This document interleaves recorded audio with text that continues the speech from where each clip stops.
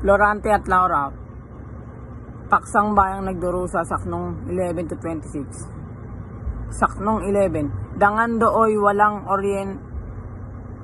oryedang ninpas gubat sa palasyo ng masidhing harpya sa himalang tipon karita't hirap.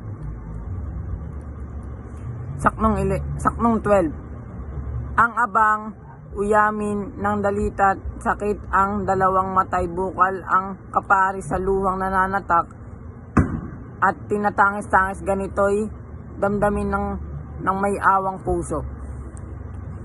Saknong 13, may ganting langit bangis mo'y nasaan ngayon naniniig sa pagkagulaylay bagoy ang bandila na lalong kasamaan sa Reynong Albanya'y iniwagayway.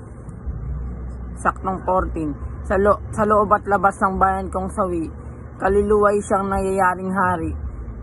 Kalingat bait ay nalulugami, ininis sa hukay ng dusat pighati. Saknong 15, ang magandang asal ay ipinupukol sa laot ng dagat kuyat lingatong, balang magagaling ay ibinabaw at inililibing na walang kabao. Saknong 16, ngunit at ang lilot masasamang loob sa trono ng puri ay inilulunok at sa balang sukab na may asal hayop mabangong insenso ang isinusuob. Saknong 17, kaluluwa't sama ang uloy nagtayo at ang kabaitay kimi at nakayuko santong katuwiray lugami at hapo ang luwa na lamang ang pinapatulo. Saknong 18, at ang balang bibig na binubukulan ng sabing magagaling at katotohanan agad binibiyak at sinisingkangan ng kalis ng lalong dustang kamatayan. Saknong 19, o taksil na pitay sa yamat mataas o hangad sa puring hangin lumilipas, ikaw ang dahilan ng kasamaang lahat at niring nasapit ng kahabag-habag. Saknong 20, sa korona dahil ng haring lienso at sa kayamanan ng duking ama ko ang ipinangahas sa Konde Adolfo sa bungan ng sama ng ang Albanyang Reyno. Saknong 21, ang lahat ng ito'y maawaing langit iyong itinutungayay ano't natitiis mula ka ng buong katwiray mabait pinapayagang mong ilubog ng lupit.